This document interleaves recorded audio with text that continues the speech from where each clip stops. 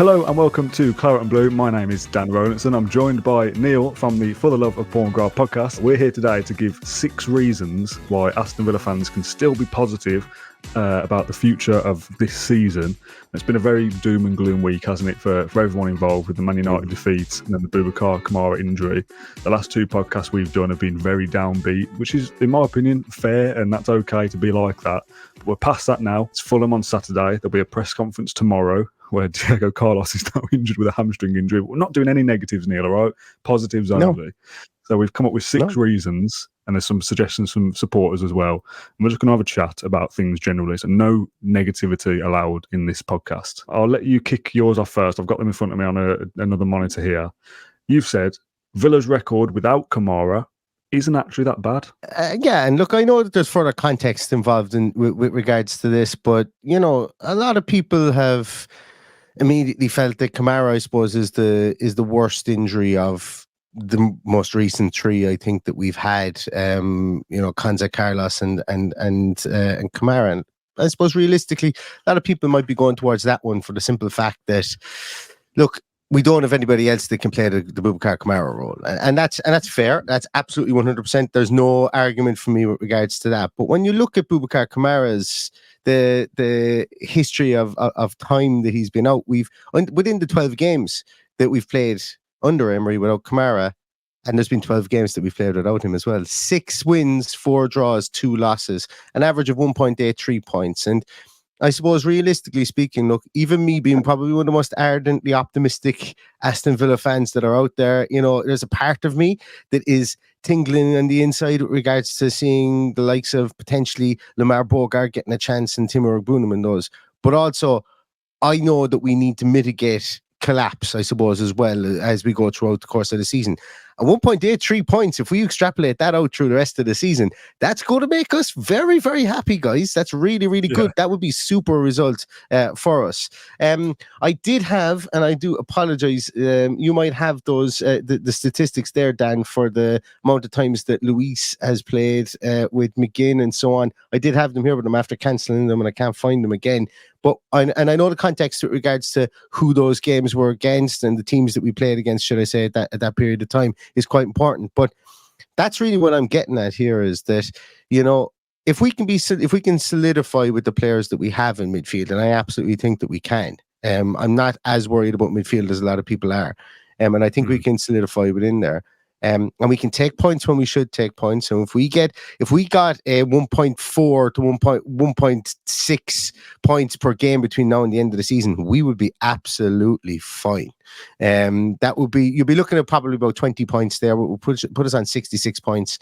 And I genuinely believe that of the next 14 games, if we were to get 20 points out of the next 14 games, which is a lot, don't get me wrong, it's a pile of points. That means Manchester United need to get 25 points from the next 14 games. And that to me is almost, you know, so if you break it down into first principles that way, it gives us a shot, it gives us a chance. Now, in 2 weeks' time, if we lose to Fulham, we lose to Luton, and we lose to Forest, and we don't have any points from there, I'll be a completely different sandwich. Absolutely. I'll be I won't be as optimistic in this instance here, but there is a pathway to lots of optimism if we mitigate the poor results, throw in a few draws in there as well, take points from teams that are around us. I think that there still is very much a path, and that's not me being overly positive or overly facetious about disregarding certain things. I just think it's a rational pathway to get to 18 to 20 points between now and the end of the season.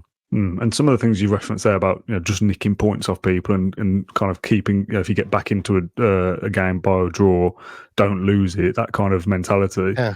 That would also have been true if Kamara was still in the team. Like, the two of us would be here absolutely beaming ear to ear, and the injuries would be a complete side note if we drew 2-2 with Man United. There we go. We drew 2-2 Man United against St. Stephen's Day, and we drew 2-2 with Man United recently. You know, and they're the fine margins, I suppose, here. The team will have to learn from that. The team will need to batten down the hatches. And I do think there's a leadership aspect on the field that needs to come into play. But I don't think Kamara was that leadership aspect. So from losing that point of view, yes, what we do lose is that anchor in midfield. But I am quite confident that we can tinker with the style of play, with the people that are there. I think Douglas Luiz can do that job.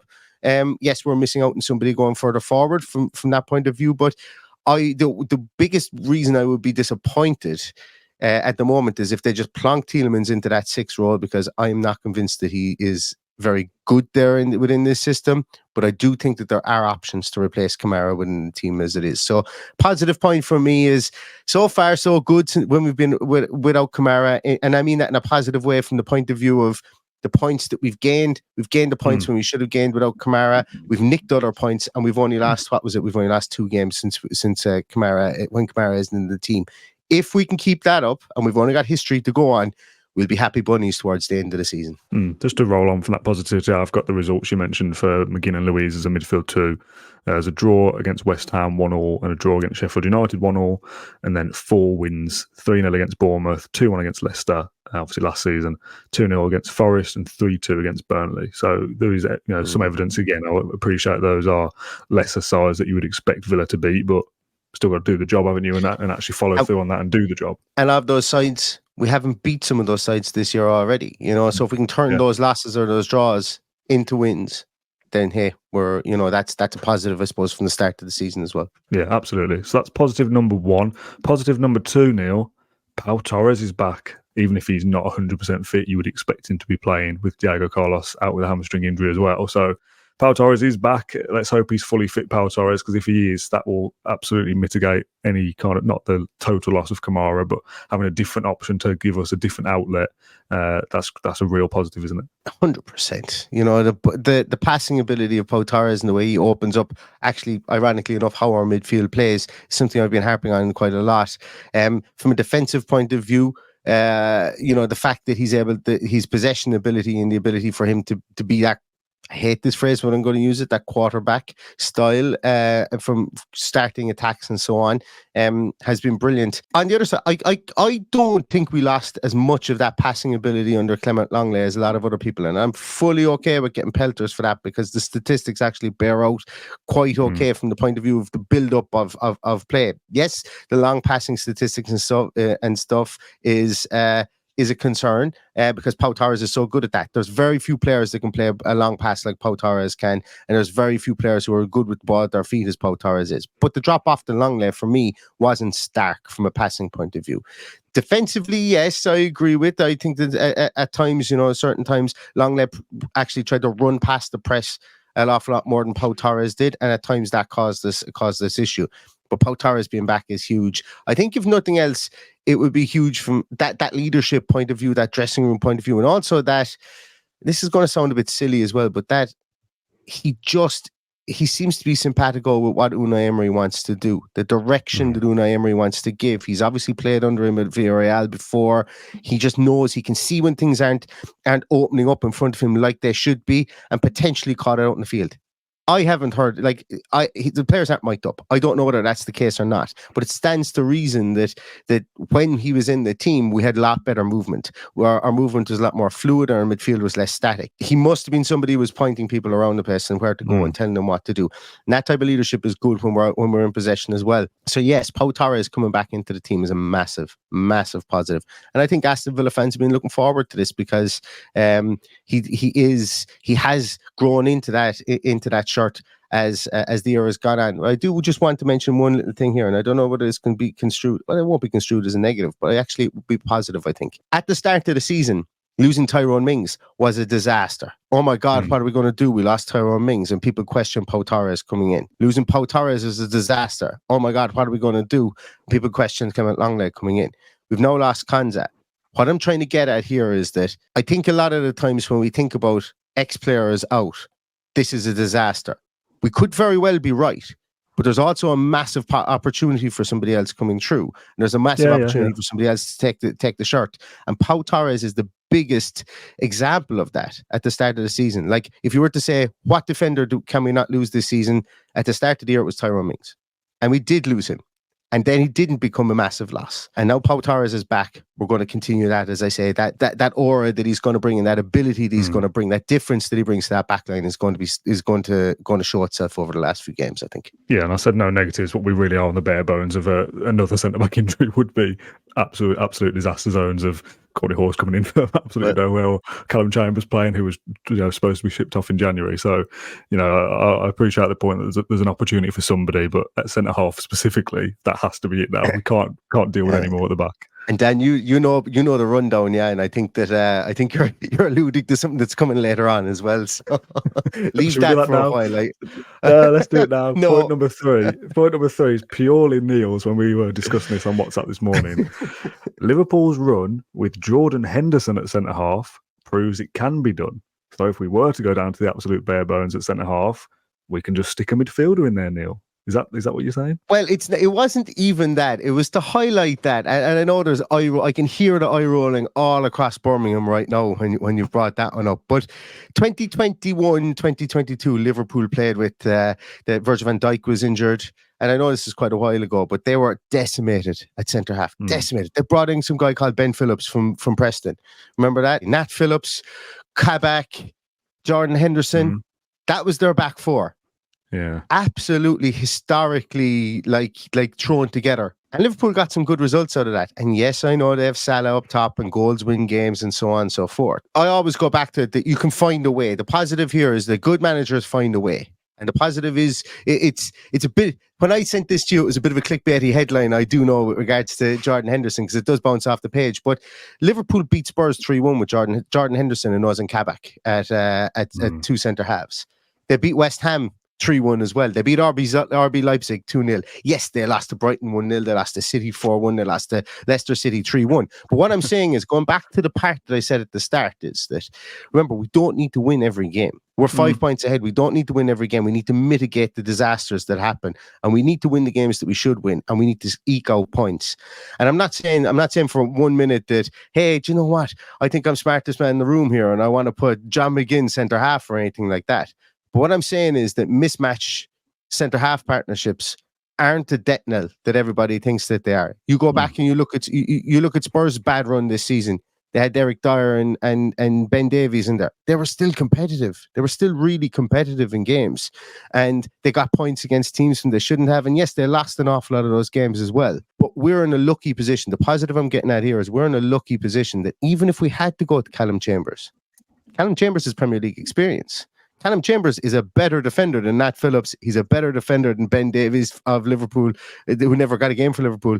And he's a better defender than Kazak was for Liverpool as well. It's not ideal, obviously, but perspective is that we have people who've been there, who've done it, and are at a higher level than what other teams have found a way to win or get points or rob points or steal points or stem the bleeding when they've had these players out.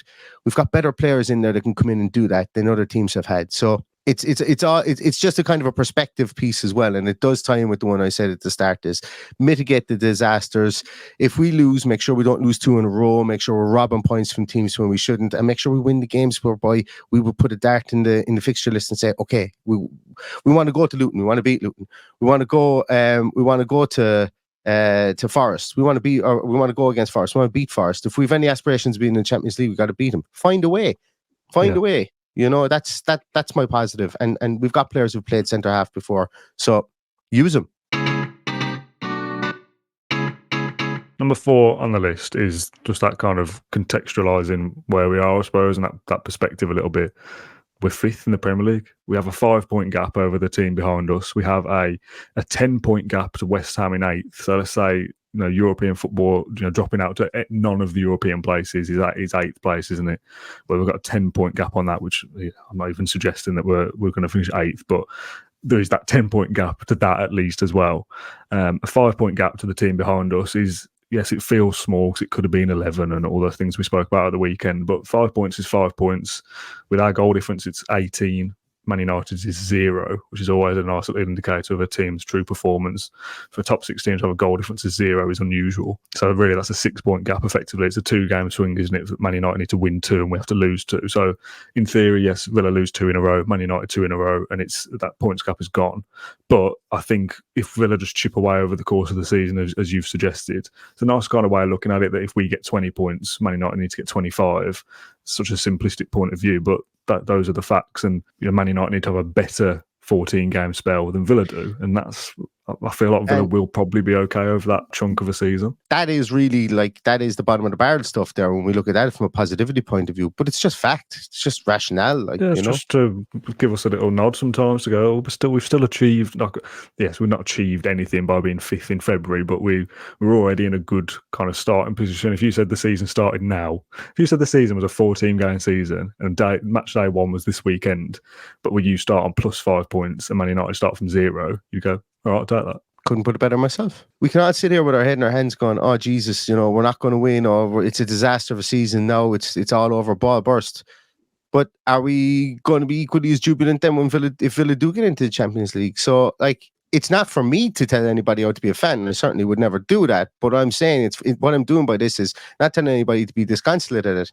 I'm telling people that it's up to our team as a collective to find a way to win. It's up to our backroom staff to put players in the best position to win, and that's just the essence of every football game, regardless of whether we've got injuries or not, and they can still do that. It's been, as I say, Liverpool did it, and they went on a horrible run at that period of time, but they won games that they weren't expected to win. Point number 5 takes us away from Premier League action a little bit. I've put Conference League knockout action is on the horizon, which is a genuine shot at silverware for Aston Villa for the first time in 28 years or 29 years. So I look at that as a positive. Yes, the League Cup was very disappointing. The FA Cup was disappointing. The Premier League may not go the way we want it to in terms of Champions League qualification, and some will see that as a disappointment. But we're still well within a shot on the favourites for the Conference League, and that comes back soon, and that's an exciting thing.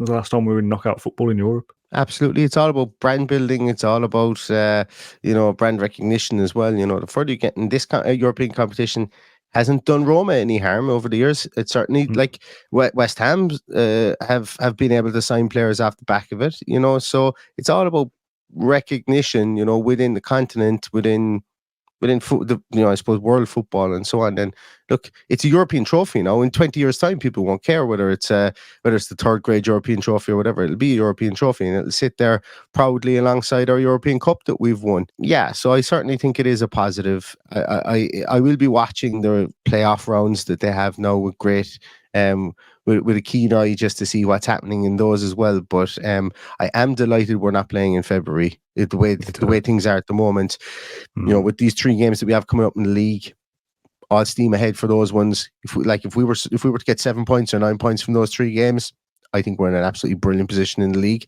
and then we can really look forward to the Europa Conference League for sure. Point number 6, Neil, is a very simple one, and almost I've written it down on a piece of paper, almost tongue in cheek. Unai Emery is Aston Villa manager. If there's nothing that gets you up for being a Villa supporter or positive about the future and the outlook of the club, there's few better managers in the entirety of the Premier League, better than Unai Emery as a coach, as a manager. If that's not a reason to get you up and make you feel positive, then there's probably no helping you at this point. Absolutely. And once again, it's it ties in with all the other points that we've made here as well, is that, and it's going to be the phrase that I'm going to take from this podcast is, if there's somebody who can find a way, it's probably going to be Unai Emery. He's won a European Cup with Raul Albiol at 30. If you could be 30-11, he'd be he's that old. Playing at centre half, somebody who's told his legs were completely gone, and he played absolutely outstanding for Emery at centre half for Villarreal, and he can set up teams correctly, and he's a good tactical manager. He's a good system manager, and as I said, look, he's going to be tested over the next few weeks, absolutely, with the injury list that we have, but. As I say, put it this way: would you prefer to have Unai Emery with an injury list like this, or would you prefer to have David Moyes with an injury list like this? And once again, I only picked David Moyes because he's next on. They're I think they're 7th in the league so far. 8th, is it? Yeah, but they're on the rails from that point of view. But would you prefer to have Unai Emery with this injury list or David Moyes? And borderline be sectioned if you said David Moyes, So it's that's just the reality of the situation. Well, just to follow up on that, actually, I've got 7 or 8 Twitter comments in front of me over this side. From Paul, first of all, I will just rattle through these and you can comment your piece at the end. Who says, if we'd got these injuries a few years ago, we'd be being relegated. And that kind of follows on nicely from the point you just made of Emery or Moyes.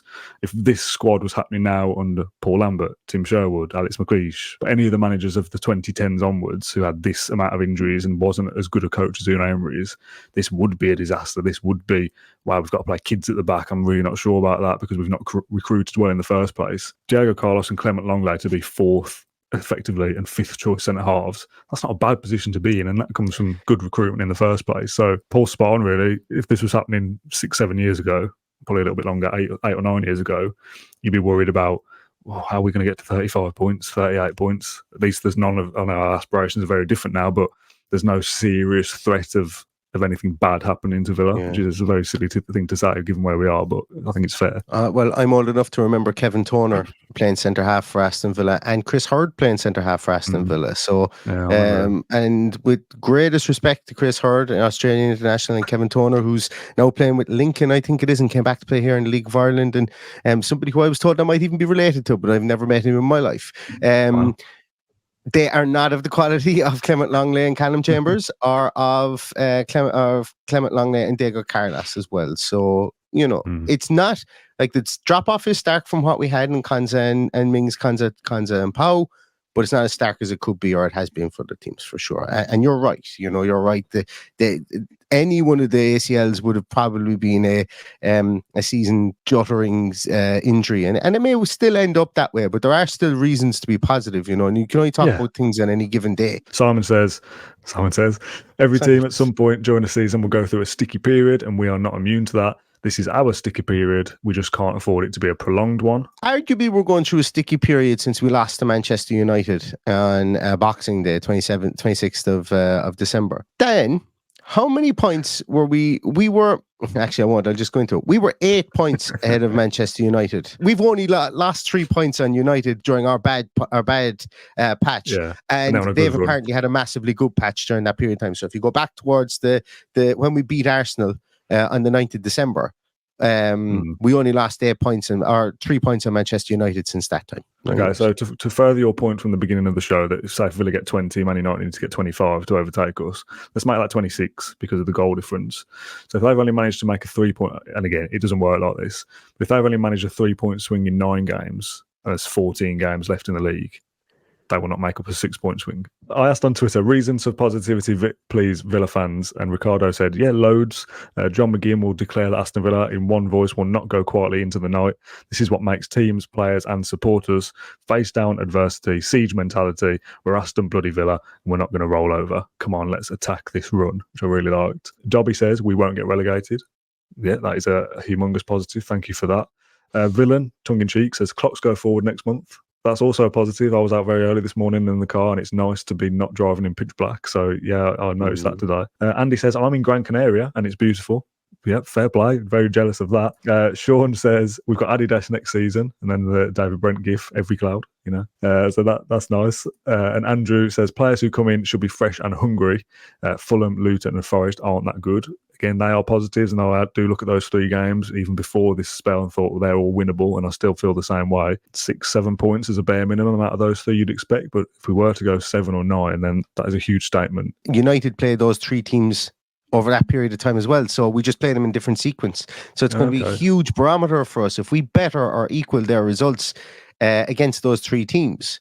They do have a bit of an easier run in than us. Well, may or may not. They've got Everton to play, and we know what Everton they've been kicking up sand in a lot of front runners' faces over the last couple of weeks. So, but these next three games are so interesting because we do play them in different sequences. So it'll give us a good barometer as to where we are with regards to Manchester United before we face into essentially what we hope will be an 11-game shootout towards the end of the season. Yeah, and the start of that 11-game shootout is Spurs at Villa Park as well, and that's tasty as well, isn't it, in its own right? Yeah.